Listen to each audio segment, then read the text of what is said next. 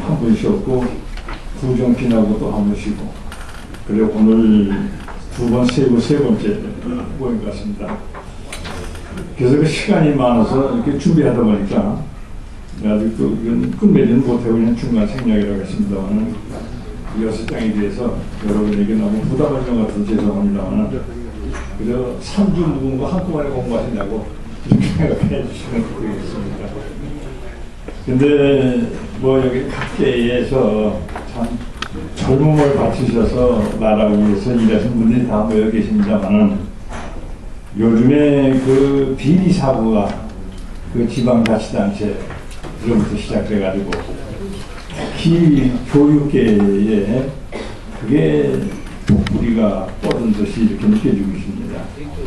그러니까 자격 없는 사람을 장학사로 해주기 위해서 뭐 중간에 뇌물을 먹었느니 그 다음에 입학제도 새로 만들어가지고 교장 추천제 만들어놨더니 자격에 해당되지 않는 사람을 해가지고 교장이 또 저렇게 엄청난 시련을 당하고 있거든요. 이런 걸 보면은 이게 참 전교조를 위해서 전교조를 퇴치하기 위해서 그냥 아주 분고쇄신하고 계신 분들이 선생님 계십니다만 이게 전교조라는 것이 이 기성세대라고 할까 그 교장 선생님들이고 그 기성 교육자 중에 이런 분들이 있기에 이러한 그 잘못된 싹이 돋은 것이 아닌가 하는 이런 생각도 소리게 하게 됩니다.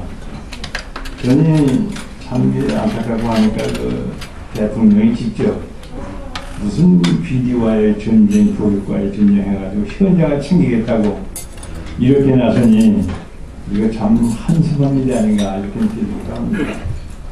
대통령이 교육계 출신도 아닌데 지를 챙긴다고 하니 이것도 좀 이상한 일이긴 합니다만은 그 교육자가 비리한 교육자 이해도 또 있을 텐데 빨리 바꿔치기 해가지고 좀 물을 가는데 그렇지 않고서 정부가 그 비리 속에 파묻혀 있는 듯이 인상을 주니까 더군다나 공교육을 처했는데 더욱 어려워지지 않을까 하는 이러한 걱정을 하게 됩니다. 사실 이 교육계에 깊이 들어가 보면은 참 그 교육을 위해서 입국 그저 교육, 보국, 교육 하겠다고 하는 정신이 투자하는 분이 많이 계신데 그런 분들은 햇빛에 가렸는지 구름에 가렸는지 잘 보이지 않습니다.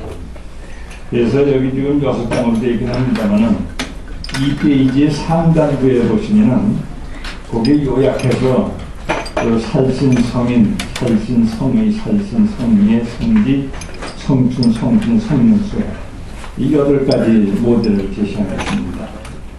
흔히들 공자가 말하는 논어에서 얘기한 살신성인말을 우리가 주로 얘기해왔습니다만 공자보다도 훨씬 이전에 바로 서론이라고 하는 책을 쓴 그 한나라 때라든지 그 다음에 그 한시 예전 그러니까 시경에 수록되지 않은 그 밖의 것을 수록한 것을 한시 예전이라고 합니다만 그 한시 예전은 한나라 때 한영이라고 하는 사람이 쓰는데 그것이 오늘날 우리가 얘기하는 그 제어학과 같은 내용인 것입니다.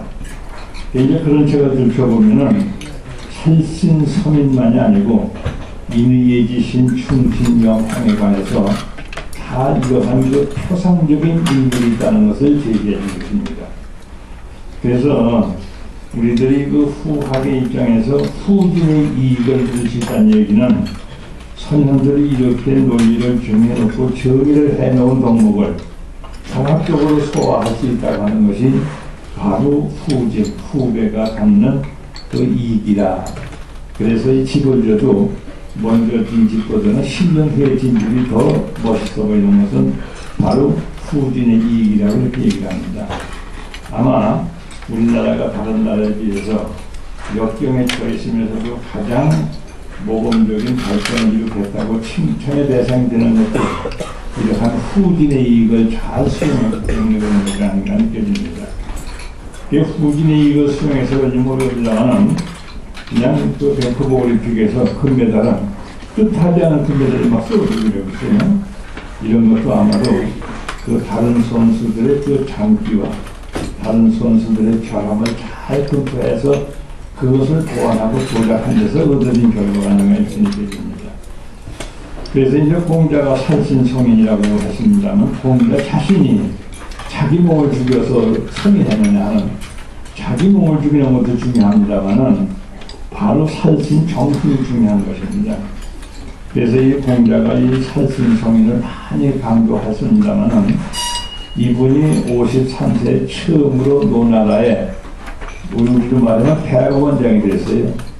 대법원장 된 지 몇 주 안 돼가지고 거기에 소교라고 하는 부정부패한 사람을, 그냥 대단한 그 권력을 가지는 사람인데도 불구하고 그 사람을 사형 처분한 일이 있습니다.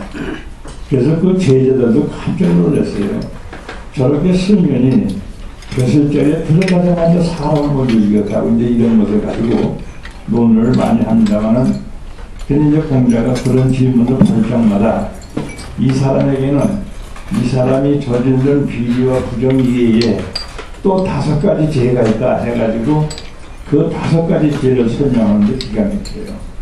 뭐냐면, 지가 하고서도 안 했다고 발표하고 있고, 그리고 지가 책임져야 될 건 남에게 미루고 있고, 그 다음에 요사한 말로서 책임져야 하는 이러한 것을 제목으로 들어가서 요새 말로 그 가중 처벌하지 않으면 안 된다고는 이러한 뜻으로 신분과정에서 의되는 결론을 가지고 조치했다고 하는 것이 아주 유명한 사례이기도 합니다.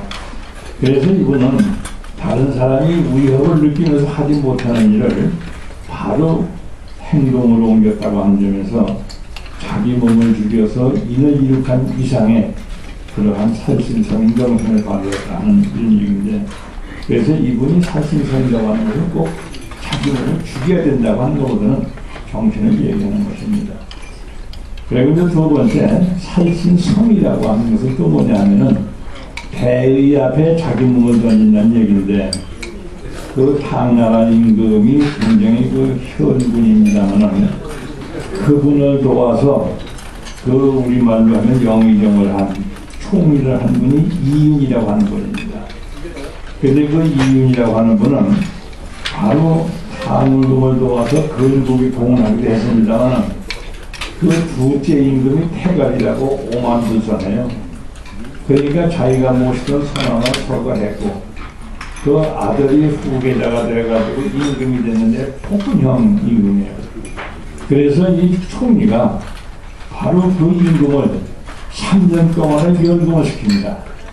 연금을 시켜가지고서 그 사람을 깨우치게 만들어가지고 다시 3년 후에 왕 제자리에 갖다 놓는 이 엄청난 일을 했어요.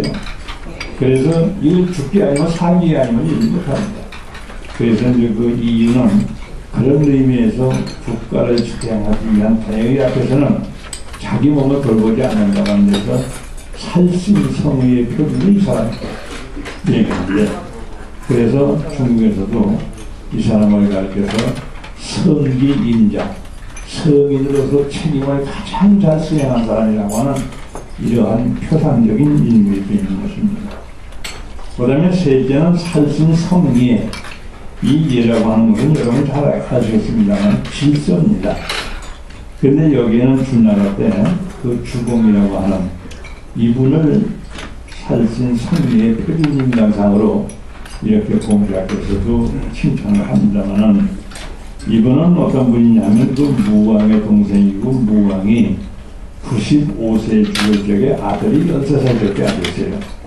그래서 그 아주 어린 자기 동생에게 내가 왕이 되라 하니까 그건 안 됩니다 하고서, 그래도 이 13살이면 조카를 제가 잘 보필해서 선국 만들겠습니다. 이래서 그 왕자리를 탐내지 않았습니다. 그래서 그 10년간을, 7년간이죠. 13살이니까 20살 때까지 7년간을 석종을 하면서 딴 뜻을 품어본 일이 없는데, 그 형중에 채곽하고 그다음에 박숙하고 채숙이라는 두 형제가 있어요. 이 사람들이 모험해가지고 왕의 찬탄할 것이라 참탈할 것이라고 하는 이런 소문을 퍼뜨려서 전국을 혼란시켰습니다. 왕은 어리니까, 어린 왕도 다른 30년 만드니까 내가 뺏기는 것이 아닌가 하는 이러한 그 불신감이 조장되면서 전국이 어려웠어요.